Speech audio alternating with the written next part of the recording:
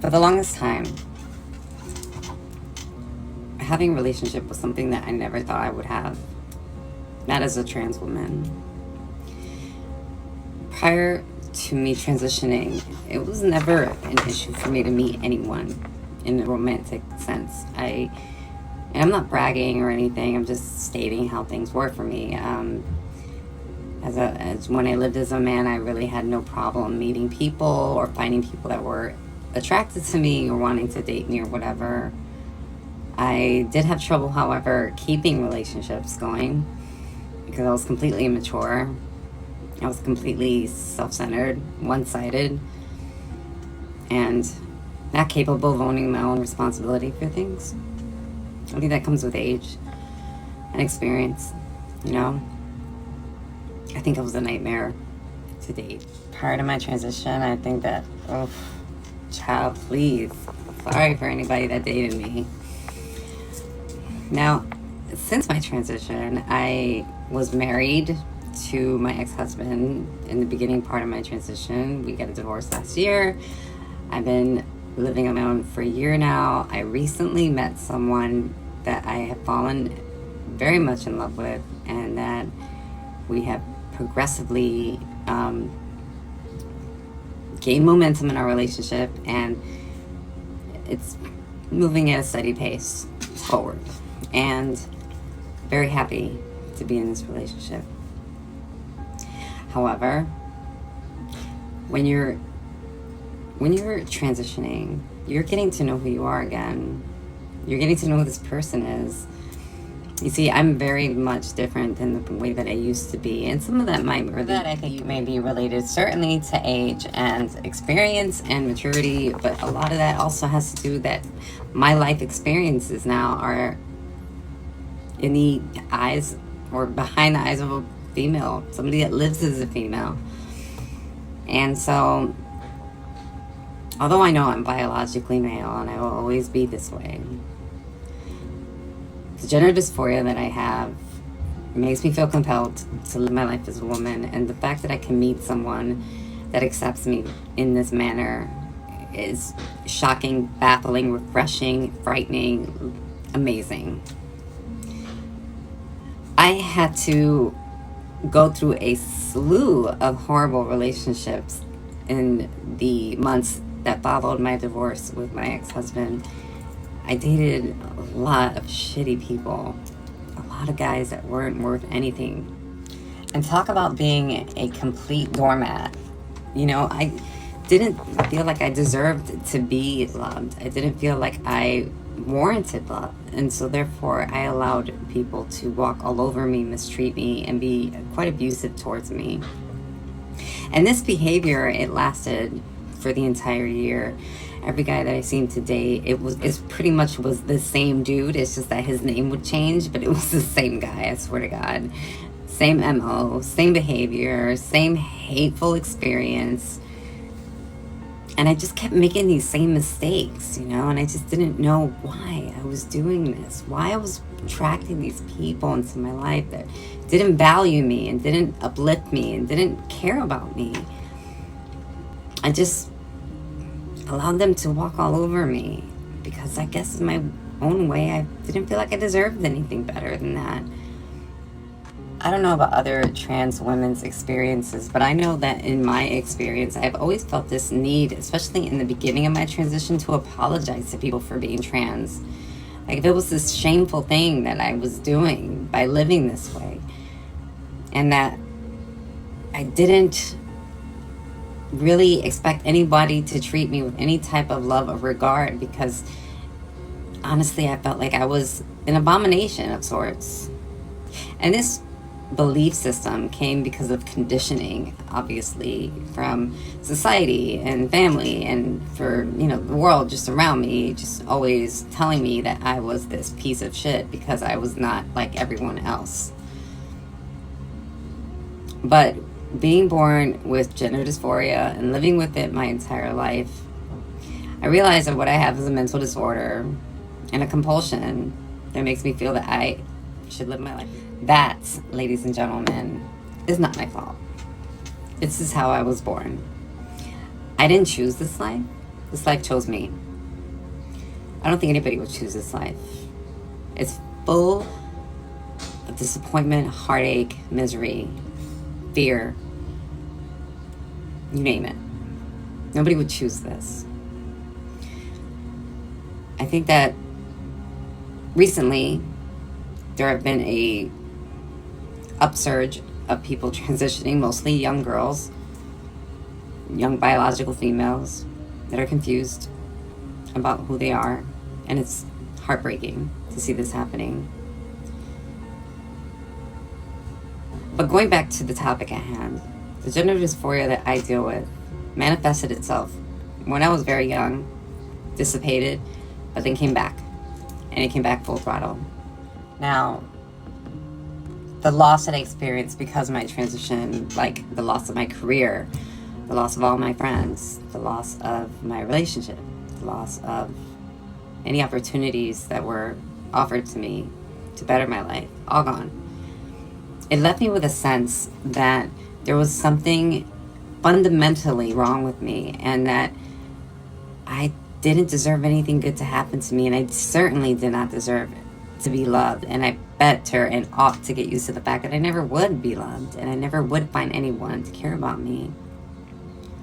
And as sad as that belief system is, I had to find peace in it. I had to find a place where I was okay with that, because that's the way life was going to be for me from this point moving forward. I mean, I'm pushing 50.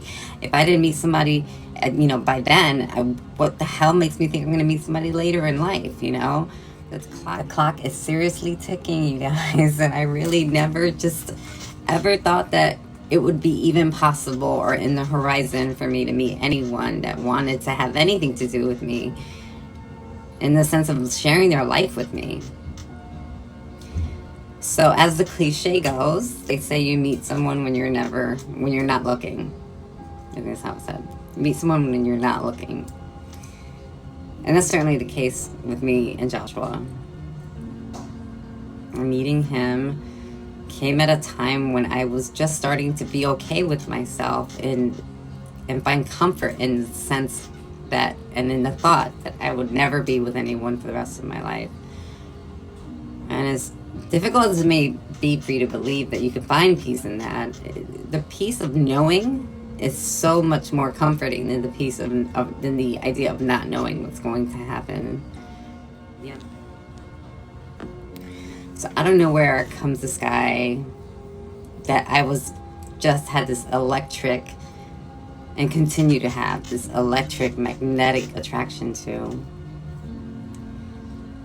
Very different people, very different upbringings and life experiences, but yet we both have the same thing in common, and that's we both never felt we would be loved by anyone, and our relationship is full of love.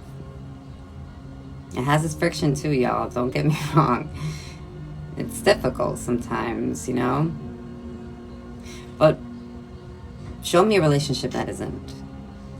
I think too often we walk away from the people that we love, or the people that we could potentially love, because things get rough. You see, it's easier yet cowardly to walk away from someone when they're not perfect. As if you, me, or anyone else can demand perfection from someone when we are far from it. I think when it comes to love and relationships, there has to be a point where the other person becomes more important than how you regard yourself. In a healthy sense. Let me rephrase that. Because you should always love yourself. You should always come first. However, not to the point where you're a selfish person. Not to the point where you're a self-centered person like how I used to be. But I guess what I mean is, when you're in a relationship with someone, you want to make this person's life better. At the same time, you're getting something from this, because you wouldn't want to make somebody's life better if your life was like shit. If this person didn't make you feel good, then you wouldn't go through the effort of trying to make them feel good. And I've learned a lot about myself in this relationship. I've learned that my capacity to love and to commit and to cherish is tremendous since I met Joshua.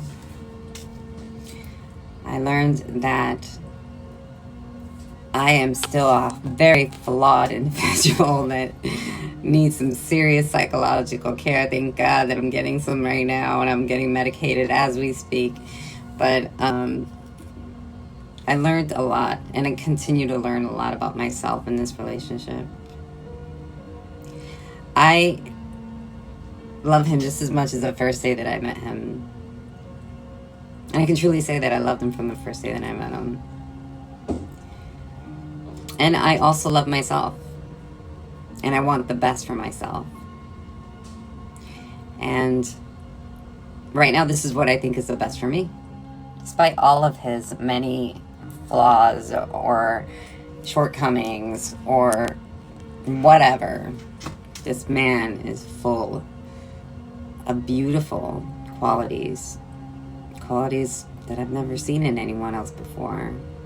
His capacity to love is even greater than my own. His kindness, his thoughtfulness, his gentleness is like nothing I've ever experienced. His loyalty and the way he is protective over me comforts me in ways that I can never put into words. I feel blessed every day that I've met him and that I know him. And I don't care if things are not always picture perfect and if we go through hard times. Life is about having good and bad times, and you have to take people at the same value. You take the good and you take the bad. You weigh them both out, and whichever one weighs is the one that you roll with. All in all, I feel blessed and lucky to have him in my life. And I'm excited to see what the future will bring. I really hope that you guys, when you watch this video, that you first find the capacity to love yourself, number one. Because no one will be able to love you if that doesn't happen first. But then, after that the universe will bless you with somebody that loves you, that you love back at the same time. It's truly the most magnificent thing you can ever feel. It's what makes life worth living. Well, let me go before my battery dies, and that'll be embarrassing, but sorry for the mushiness. I hope you guys got something out of today's Sapio video. Sorry I haven't been putting out as much content as I promised to put out. It's just been crazy. But I hope everybody is doing well. Don't forget to hit the like and subscribe button and send this video to anyone that you think might benefit from it, y'all. And don't forget to leave your comments in the comment section. I love reading them, and I always respond to them at some point. But all right, you guys, thank you so much. I'm going back to be with my Joshua, who's making me a snack right now in the kitchen, and I'm gonna get that with him. Bye, guys. Have a good night.